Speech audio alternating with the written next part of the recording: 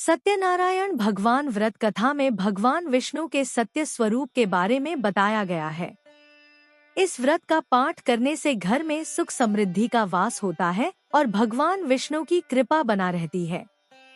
श्री गणेशाय नमः। श्री गुरुभ्यो नमः। श्री सरस्वत्यै नमः। मातृपितृ चरण कमलेभ्यो नमः। सत्यनारायण व्रत कथा का पहला अध्याय। एक समय की बात है, नैशिरण्य तीर्थ में शौनिक आदि 88,000 ऋषियों ने श्री सूत जी से पूछा, हे प्रभु, इस कलयुग में वेद विद्या रहित मनुष्यों को प्रभु भक्ति किस प्रकार मिल सकती है तथा उनका उद्धार कैसे होगा। हे मुनि श्रेष्ठ, कोई ऐसा तप बताइए जिससे थोड़े समय में ही पुण्य मिले और मनवांछित फल भी मिल जाए। इस प्रकार की कथा सुनने की हम इच्छा रखते हैं। सर्व शास्त्रों के ज्ञाता सूत जी बोले, हे वैष्णवों में पूज्य, आप सभी ने प्राणियों के हित की बात पूछी है, इसलिए मैं एक ऐसे श्रेष्ठ व्रत को आप लोगों को बताऊंगा जिसे नारद जी ने लक्ष्मी नारायण जी से पूछा था और लक्ष्मीपति ने मुनिश्रेष्ठ नारद जी से कहा था। आप सब इसे ध्यान से सुनिए। एक समय की बात है, योगीराज नारद जी दूसरों के हित की इच्छा लिए अनेकों लोकों में घूमते हुए मृत्युलोक में आ पहुँचे। यहाँ उन्होंने अनेक योनियों में जन्मे प्राय सभी मनुष्यों को अपने कर्मों द्वारा अनेकों दुखों से पीड़ित देखा। उनका दुख देख नारद जी सोचने लगे कि कैसा यत्न किया जाए जिसके करने से निश्चित रूप से मानव के दुखों का अंत हो जाए। इसी विचार पर मनन करते हुए वह विष्णुलोक में गए। वहाँ वह देवों के ईश नारायण की स्तुति करने लगे, जिनके हाथों में शंख, चक्र, गदा और पद्म थे, गले में वरमाला पहने हुए थे। स्तुति करते हुए नारद जी बोले, हे भगवान, आप अत्यंत शक्ति से संपन्न हैं, मन तथा वाणी भी आपको नहीं पा सकती हैं। आपका आदि, मध्य तथा अंत नहीं है। निर्गुण स्वरूप सृष्टि के कारण भक्तों के दुख को दूर करने वाले हैं। आपको मेरा नमस्कार है। नारद जी की स्तुति सुन विष्णु भगवान बोले, हे मुनिश्रेष्ठ, आपके मन में क्या बात है? आप किस काम के लिए पधारे हैं? उसे संकोच कहो। इस पर नारद मुनि बोले कि मृत्युलोक में अनेक योनियों में जन्मे मनुष्य अपने कर्मों के द्वारा अनेकों दुख से दुखी हो रहे हैं। हे नाथ, आप मुझ पर दया रखते हैं, तो बताइए कि वो मनुष्य थोड़े प्रयास से ही अपने दुखों से कैसे छुटकारा पा सकते हैं। श्रीहरि बोले, हे नारद, मनुष्यों की भलाई के लिए तुमने बहुत अच्छी बात पूछी है। जिसके करने से मनुष्य मोह से छूट जाता है, वह बात मैं कहता हूँ, उसे सुनो। स्वर्ग लोक व मृत्युलोक दोनों में एक दुर्लभ उत्तम व्रत है जो पुण्य देने वाला है। आज प्रेमवश होकर मैं उसे तुमसे कहता हूँ। श्री सत्यनारायण भगवान का यह व्रत अच्छी तरह विधान पूर्वक करके मनुष्य तुरंत ही यहाँ सुख भोग कर मरने पर मोक्ष पाता है। श्रीहरि के वचन सुन नारद जी बोले कि उस व्रत का फल क्या है और उसका विधान क्या है? यह व्रत किसने किया था? इस व्रत को किस दिन करना चाहिए? सभी कुछ विस्तार से बताएं। नारद की बात सुनकर श्रीहरि बोले, दुख व शोक को दूर करने वाला यह सभी स्थानों पर विजय दिलाने वाला है। मानव को भक्ति व श्रद्धा के साथ शाम को श्री सत्यनारायण की पूजा धर्म परायण होकर ब्राह्मणों व बंधुओं के साथ करनी चाहिए। भक्ति भाव से ही नैवेद्य, केले का फल, घी, दूध और गेहूं का आटा सवाया ले। गेहूं के स्थान पर साठी का आटा, शक्कर तथा गुड़ लेकर वह सभी भक्षण योग्य पदार्थों को मिलाकर भगवान का भोग लगाएं। ब्राह्मणों सहित बंधु बांधवों को भी भोजन कराएं। उसके बाद स्वयं भोजन करें। भजन कीर्तन के साथ भगवान की भक्ति में लीन हो जाएं। इस तरह से सत्यनारायण भगवान का यह व्रत करने पर मनुष्य की सारी इच्छाएं निश्चित रूप से पूरी होती हैं। इस कलिकाल अर्थात कलयुग में मृत्युलोक में मोक्ष का यही एक सरल उपाय बताया गया है। श्री सत्यनारायण व्रत कथा का पहला अध्याय संपूर्ण बोलिए श्री सत्यनारायण भगवान की जय। सत्यनारायण भगवान की व्रत कथा का दूसरा अध्याय। सूत जी बोले, हे ऋषियों, जिसने पहले समय में इस व्रत को किया था उसका इतिहास कहता हूँ, ध्यान से सुनो। सुंदर काशीपुरी नगरी में एक अत्यंत निर्धन ब्राह्मण रहता था। भूख प्यास से परेशान वह धरती पर घूमता रहता था। ब्राह्मणों से प्रेम करने वाले भगवान ने एक दिन ब्राह्मण का वेश धारण कर उसके पास जाकर पूछा, हे विप्र, नित्य दुखी होकर तुम पृथ्वी पर क्यों घूमते हो? दीन ब्राह्मण बोला, मैं निर्धन ब्राह्मण हूँ, भिक्षा के लिए धरती पर घूमता हूँ। हे भगवान, यदि आप इसका कोई उपाय जानते हो तो बताइए। वृद्ध ब्राह्मण कहता है कि सत्यनारायण भगवान मनोवांछित फल देने वाले हैं, इसलिए तुम उनका पूजन करो। इसे करने से मनुष्य सभी दुखों से मुक्त हो जाता है। वृद्ध ब्राह्मण बनकर आए सत्यनारायण भगवान उस निर्धन ब्राह्मण को व्रत का सारा विधान बताकर अंतर्धान हो गए। ब्राह्मण मन ही मन सोचने लगा कि जिस व्रत को वृद्ध ब्राह्मण करने को कह गया है, मैं उसे जरूर करूंगा। यह निश्चय करने के बाद उसे रात में नींद नहीं आई। वह सवेरे उठकर सत्यनारायण भगवान के व्रत का निश्चय कर भिक्षा के लिए चला गया। उस दिन निर्धन ब्राह्मण को भिक्षा में बहुत धन मिला, जिससे उसने बंधु बांधवों के साथ मिलकर श्री सत्यनारायण भगवान का व्रत संपन्न किया। भगवान सत्यनारायण का व्रत संपन्न करने के बाद वह निर्धन ब्राह्मण सभी दुखों से छूट गया और अनेक प्रकार की संपत्तियों से युक्त हो गया। उसी समय से यह ब्राह्मण हर माह इस व्रत को करने लगा। इस तरह से सत्यनारायण भगवान के व्रत को जो मनुष्य करेगा वह सभी प्रकार के पापों से छूटकर मोक्ष को प्राप्त होगा। जो मनुष्य इस व्रत को करेगा वह भी सभी दुखों से मुक्त हो जाएगा। सूत जी बोले कि इस तरह से नारद जी से नारायण जी का कहा हुआ श्री सत्यनारायण व्रत को मैंने तुमसे कहा।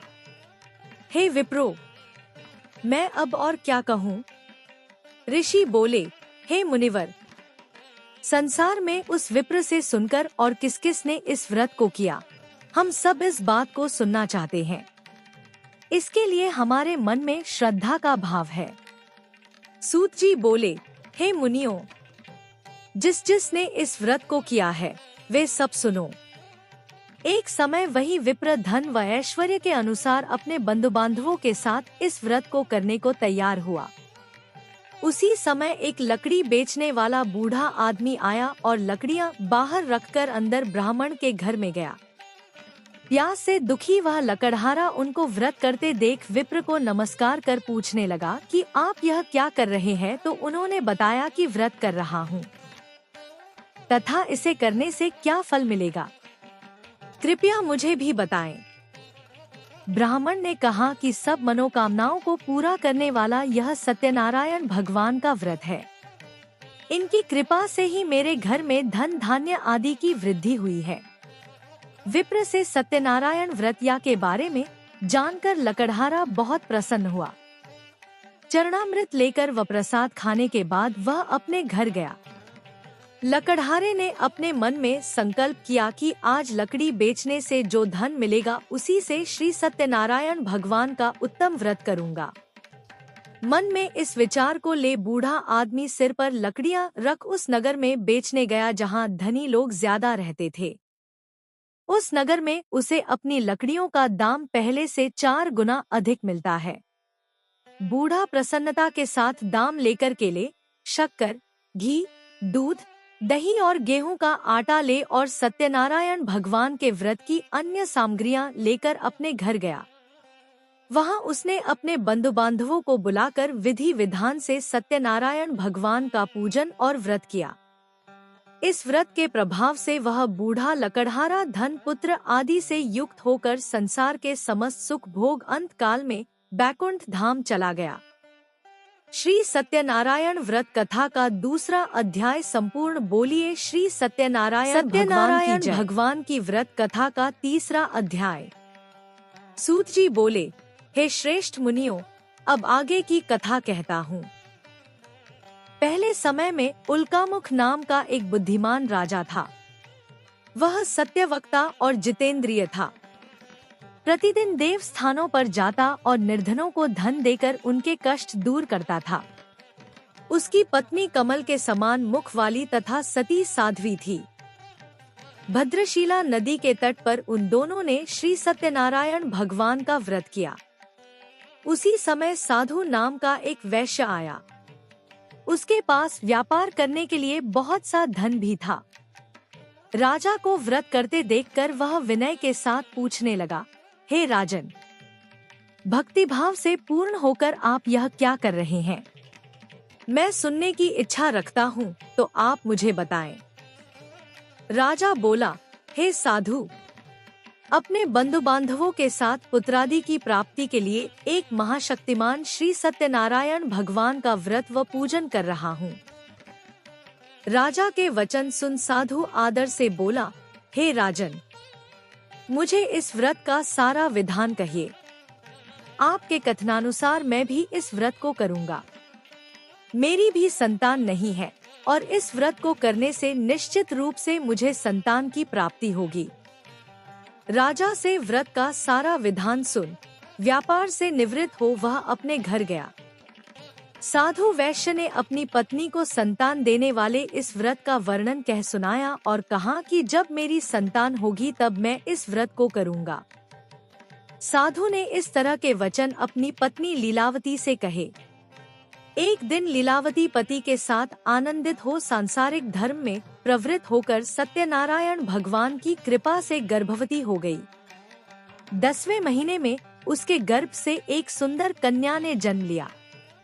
दिनों दिन वह ऐसे बढ़ने लगी जैसे कि शुक्ल पक्ष का चंद्रमा बढ़ता है। माता पिता ने अपनी कन्या का नाम कलावती रखा। एक दिन लीलावती ने मीठे शब्दों में अपने पति को याद दिलाया कि आपने सत्यनारायण भगवान के जिस व्रत को करने का संकल्प किया था उसे करने का समय आ गया है। आप इस व्रत को करिए। साधु बोला कि हे प्रिय, इस व्रत को मैं उसके विवाह पर करूँगा। इस प्रकार अपनी पत्नी को आश्वासन देकर वह नगर को चला गया। कलावती पिता के घर में रह वृद्धि को प्राप्त हो गई। साधु ने एक बार नगर में अपनी कन्या को सखियों के साथ देखा तो तुरंत ही दूत को बुलाया और कहा कि मेरी कन्या के योग्य वर देख कर आओ। साधु की बात सुनकर दूत कंचन नगर में पहुंचा और वहां देखभाल कर लड़की के सुयोग्य वाणिक पुत्र को ले आया। सुयोग्य लड़के को देख साधु ने बंधु बांधवों को बुलाकर अपनी पुत्री का विवाह कर दिया, लेकिन दुर्भाग्य की बात ये कि साधु ने अभी भी श्री सत्यनारायण भगवान का व्रत नहीं किया। इस पर श्री भगवान क्रोधित हो गए और श्राप दिया कि साधु को अत्यधिक दुख मिले। अपने कार्य में कुशल साधु बनिया जमाई को लेकर समुद्र के पास स्थित होकर रत्नासारपुर नगर में गया। वहां जाकर दामाद ससुर दोनों मिलकर चंद्रकेतु राजा के नगर में व्यापार करने लगे। एक दिन भगवान सत्यनारायण की माया से एक चोर राजा का धन चुराकर भाग रहा था। उसने राजा के सिपाहियों को अपना पीछा करते देख चुराया हुआ धन वहां रख दिया जहां साधु अपने जमाई के साथ ठहरा हुआ था। राजा के सिपाहियों ने साधु वैश्य के पास राजा का धन पड़ा देखा तो वह ससुर जमाई दोनों को बांधकर प्रसन्नता से राजा के पास ले गए और कहा कि उन दोनों चोरों हम पकड़ लाए हैं, आप आगे की कार्यवाही की आज्ञा दें। राजा की आज्ञा से उन दोनों को कठिन कारावास में डाल दिया गया और उनका सारा धन भी उनसे छीन लिया गया। श्री सत्यनारायण भगवान से श्राप से साधु की पत्नी भी बहुत दुखी हुई। घर में जो धन रखा था उसे चोर चुरा ले गए। शारीरिक तथा मानसिक पीड़ा व भूख प्यास से अति दुखी हो अन्न की चिंता में कलावती के ब्राह्मण के घर गई। वहां उसने श्री सत्यनारायण भगवान का व्रत होते देखा, फिर कथा भी सुनी। वह प्रसाद ग्रहण कर वह रात को घर वापस आई। माता के कलावती से पूछा कि हे पुत्री, अब तक तुम कहाँ थी? तेरे मन में क्या है? कलावती ने अपनी माता से कहा, हे माता, मैंने एक ब्राह्मण के घर में श्री सत्यनारायण भगवान का व्रत देखा है। कन्या के वचन सुन लीलावती भगवान के पूजन की तैयारी करने लगी। लीलावती ने परिवार व बंधुओं सहित सत्यनारायण भगवान का पूजन किया और उनसे वर मांगा कि मेरे पति तथा जमाई शीघ्र घर आ जाएं। साथ ही यह भी प्रार्थना की कि हम सबका अपराध क्षमा करें। श्री सत्यनारायण भगवान इस व्रत से संतुष्ट हो गए और राजा चंद्रकेतु को सपने में दर्शन दे कहा कि हे राजन, तुम उन दोनों वैश्यों को छोड़ दो और तुमने उनका जो धन लिया है उसे वापस कर दो। अगर ऐसा नहीं किया तो मैं तुम्हारा धन, राज्य व संतान सभी को नष्ट कर दूंगा। राजा को यह सब कहकर वह अंतर्धान हो गए। प्रातः काल सभा में राजा ने अपना सपना सुनाया, फिर बोले कि बणिक पुत्रों को कैद से मुक्त कर सभा में लाओ। दोनों ने आते ही राजा को प्रणाम किया। राजा मीठी वाणी में बोला, हे महानुभावों, भाग्यवश सा कठिन दुख तुम्हें प्राप्त हुआ है, लेकिन अब तुम्हें कोई भय नहीं है। सा कह राजा ने उन दोनों को नए वस्त्राभूषण भी पहनाए और जितना धन उनका लिया था उससे दुगुना धन वापस कर दिया। दोनों वैश्य अपने घर को चल दिए। श्री सत्यनारायण व्रत कथा का 3रा अध्याय संपूर्ण। बोलिए श्री सत्यनारायण भगवान की जय। सत्यनारायण भगवान की व्रत कथा का 4था अध्याय। सूत जी बोले, वैश्य ने मंगलाचार कर अपनी यात्रा आरंभ की और अपने नगर की ओर चल दिए। उनके थोड़ी दूर जाने पर एक दंडी वेशधारी श्री सत्यनारायण ने उनसे पूछा, हे साधु, तेरी नाव में क्या है? अभिवाणी वणिक हंसता हुआ बोला, हे दंडी, आप क्यों पूछते हो? क्या धन लेने की इच्छा है? मेरी नाव में तो बेल व पत्ते भरे हुए हैं। वैश्य के कठोर वचन सुन भगवान बोले, तुम्हारा वचन सत्य हो। दंडी ऐसे वचन कह वहां से दूर चले गए। कुछ दूर जाकर समुद्र के किनारे बैठ गए। दंडी के जाने के बाद साधु वैश्य ने नित्य क्रिया के पश्चात नाव को ऊंची उठते देखकर अचंभा माना और नाव में बेलपत्ते आदि देख वह मूर्छित हो जमीन पर गिर पड़ा। मूर्छा खुलने पर वह अत्यंत शोक में डूब गया। तब उसका दामाद बोला कि आप शोक न मनाएं, यह दंडी का शाप है, इसलिए हमें उनकी शरण में जाना चाहिए, तभी हमारी मनोकामना पूरी होगी। दामाद की बात सुनकर वह दंडी के पास पहुंचा और अत्यंत भक्तिभाव नमस्कार करके बोला, मैंने आपसे जो जो असत्य वचन कहे थे उनके लिए मुझे क्षमा दें। ऐसा कहकर महान शोकातुर हो रोने लगा। तब दंडी भगवान बोले, हे वणिक पुत्र, मेरी आज्ञा से बार बार तुम्हें दुख प्राप्त हुआ है। तू मेरी पूजा से विमुख हुआ। साधु बोला, हे भगवान, आपकी माया से ब्रह्मा आदि देवता भी आपके रूप को नहीं जानते, तब मैं अज्ञानी कैसे जान सकता हूँ? आप प्रसन्न होइए, अब मैं सामर्थ्य के अनुसार आपकी पूजा करूँगा। मेरी रक्षा करो और पहले के समान नौका में धन भर दो। साधु वैश्य के भक्तिपूर्वक वचन सुनकर भगवान प्रसन्न हो गए और उसकी इच्छानुसार वरदान देकर अंतर्धान हो गए। ससुर जमाई जब नाव पर आए तो नाव धन से भरी हुई थी। फिर वहीं अपने अन्य साथियों के साथ सत्यनारायण भगवान का पूजन कर अपने नगर को चल दिए। जब नगर के नजदीक पहुँचे तो दूत को घर पर खबर करने के लिए भेज दिया। दूत साधु की पत्नी को प्रणाम कर कहता है कि मालिक अपने दामाद सहित नगर के निकट आ गए हैं। दूत की बात सुन साधु की पत्नी लीलावती ने बड़े हर्ष के साथ सत्यनारायण भगवान का पूजन कर अपनी पुत्री कलावती से कहा कि मैं अपने पति के दर्शन को जाती हूँ, तू कार्य पूर्ण कर शीघ्र आ जा। माता के से वचन सुन कलावती जल्दी में प्रसाद छोड़ अपने पति के पास चली गई। प्रसाद की अवज्ञा के कारण श्री सत्यनारायण भगवान रुष्ट हो गए और नाव सहित उसके पति को पानी में डुबो दिया। कलावती अपने पति को वहां ना पाकर रोती हुई जमीन पर गिर गई।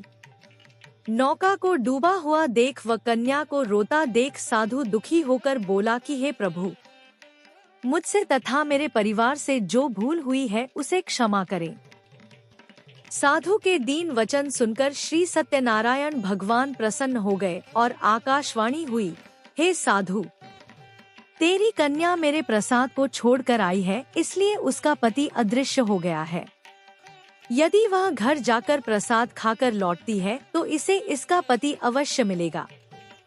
ऐसी आकाशवाणी सुन कलावती घर पहुंचकर प्रसाद खाती है और फिर आकर अपने पति के दर्शन करती है।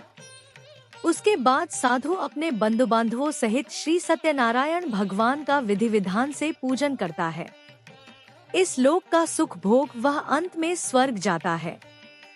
श्री सत्यनारायण व्रत कथा का 4था अध्याय संपूर्ण। बोलिए श्री सत्यनारायण भगवान की जय। सत्यनारायण भगवान की व्रत कथा का 5वां अध्याय। सूत जी बोले, हे ऋषियों, मैं और भी एक कथा सुनाता हूँ, उसे भी ध्यानपूर्वक सुनो। प्रजापालन में लीन तुंगध्वज नाम का एक राजा था।